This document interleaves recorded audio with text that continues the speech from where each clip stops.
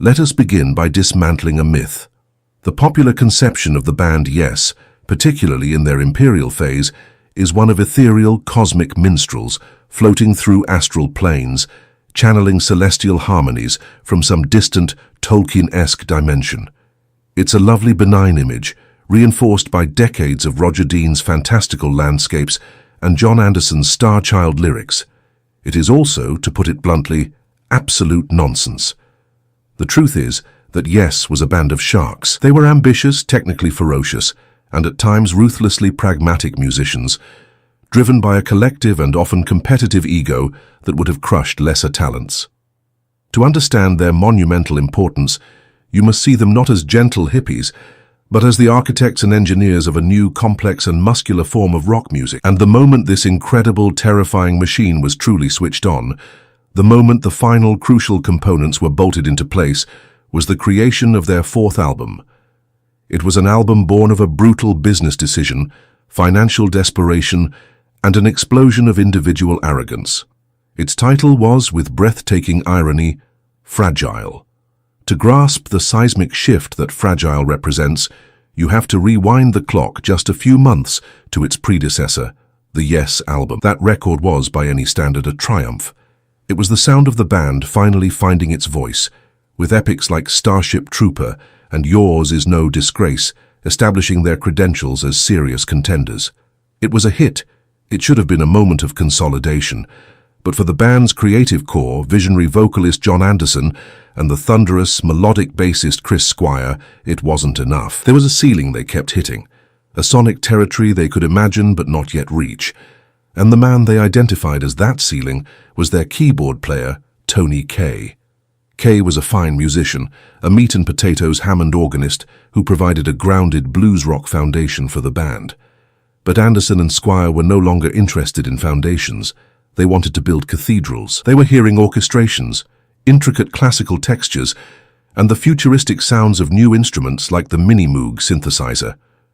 Kaye, a purist, resisted. He believed in the raw power of the Hammond and the piano. He saw the synthesizer as a gimmick, an artificial toy.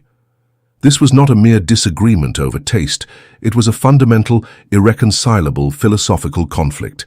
And so, Yes performed the first truly cold-blooded act of its career. They fired a founding member, not for incompetence but for a lack of imagination. It was a necessary act of creative cruelty, a clear signal that the band's artistic ambition would henceforth be absolute, overriding loyalty and friendship. Into this vacancy stepped a figure who seemed to have been manifested from a prog rock fever dream, Rick Wakeman. He was everything Kaye was not, a towering figure with long flowing blonde hair. He was a flamboyant, classically trained virtuoso who had already made his name as a top session player, most notably arranging and playing the stunning piano on David Bowie's Life on Mars. Wakeman didn't just play keyboards, he commanded an arsenal of them. Hammond organs, grand pianos, mellotrons, and most crucially, a host of brand new synthesizers. He was a showman, a technical wizard, and he possessed an ego and an ambition that perfectly matched the rest of the band. His arrival was not just a lineup change, it was an ideological statement. Yes had just acquired its heavy artillery, but this new weapon came at a cost, literally. Wakeman's futuristic fortress of keyboards was ruinously expensive.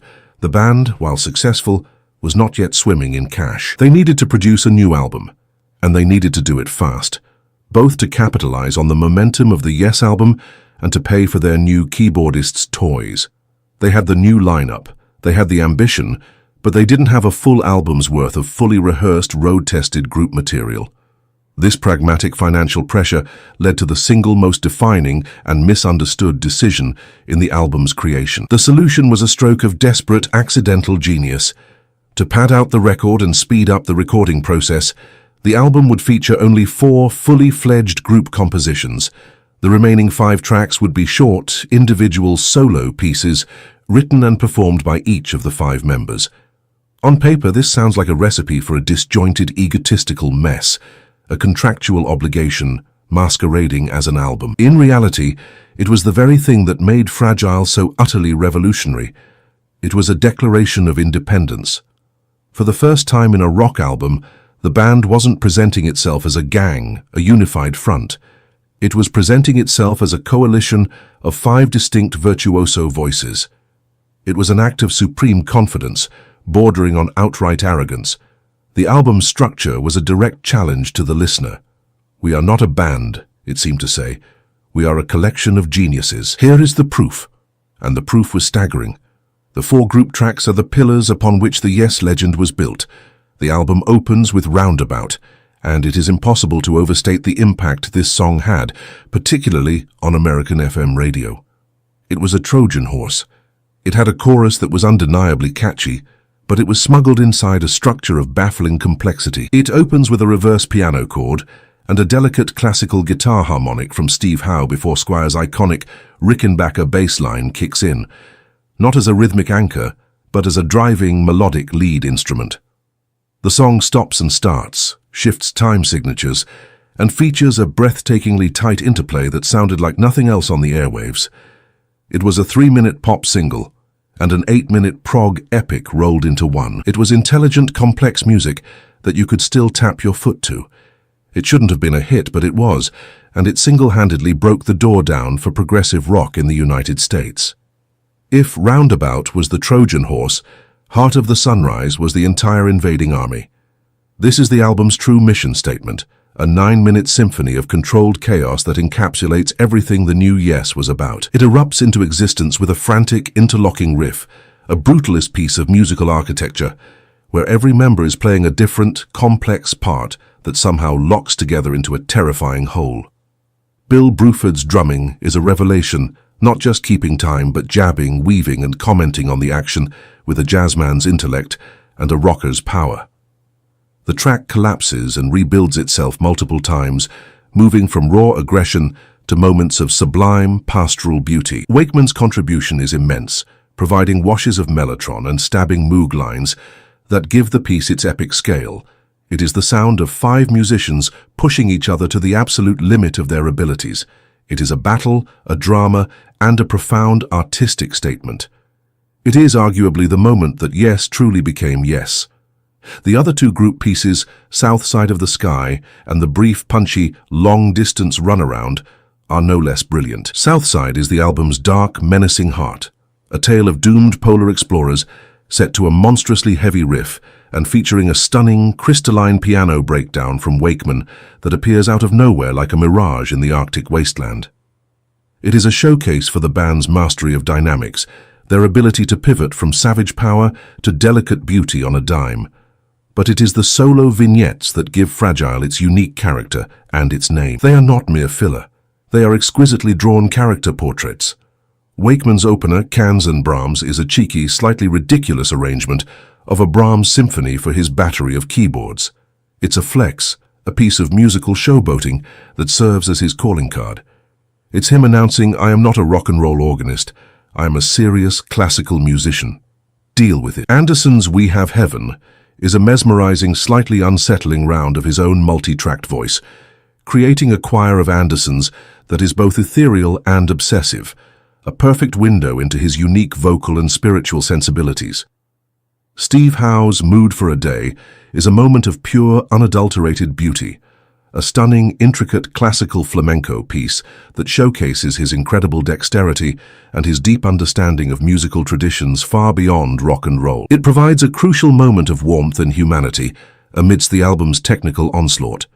Bruford's contribution, the 35-second 5% for Nothing, is a knotty, frantic blast of avant-garde jazz rock, a middle finger to the band's outgoing management and a perfect snapshot of his restless, cynical, and rhythmically brilliant mind. And then there is Chris Squire's The Fish, Schindleria Premulturus. This is not just a bass solo, it is a revolution. Across 2.5 minutes, using a variety of effects like wah-wah and tremolo, Squire builds a symphony of bass guitars, layering melody upon melody, harmony upon harmony. He single-handedly proves that the bass guitar could be a lead instrument, a rich, expressive voice capable of carrying a piece of music on its own. It is one of the most important and influential pieces of bass playing ever recorded, and it is the beating, melodic heart of the entire album. This bold new musical vision required an equally bold visual identity, and Fragile is the album where the final piece of the Yes aesthetic clicked into place. The cover art of Roger Dean. His painting of a tiny, habitable planet with its wooden spaceship flying overhead was not just an album cover, it was a portal. It gave a visual language to the music's otherworldly, epic scale. For the first time, a Yes album looked exactly like it sounded. The partnership between the band and Dean would become one of the most iconic in rock history, and it started here. The importance of Fragile, then, is not that it is the band's most perfect or cohesive album. That honor would go to its successor, Close to the Edge. Its importance lies in the fact that it is their declaration of independence. It is the sound of a new entity being born in a violent, brilliant explosion of creativity. Its fragmented nature is not a weakness, but its defining strength. It is a sonic blueprint introducing the 5 musicians who would form the band's most legendary lineup. It established their definitive sound, a fusion of rock energy, classical complexity, and jazz-inflected virtuosity. It gave them their first major international hit, breaking them in the lucrative American market. And it established their iconic visual world. Everything that we think of as classic Yes, the epic song structures, the virtuoso soloing, the mystical lyrics, the fantastical artwork, starts here. It is the sound of 5 colossal egos colliding and, against all odds, creating a new universe. It is a fragile, fractured, and utterly essential masterpiece.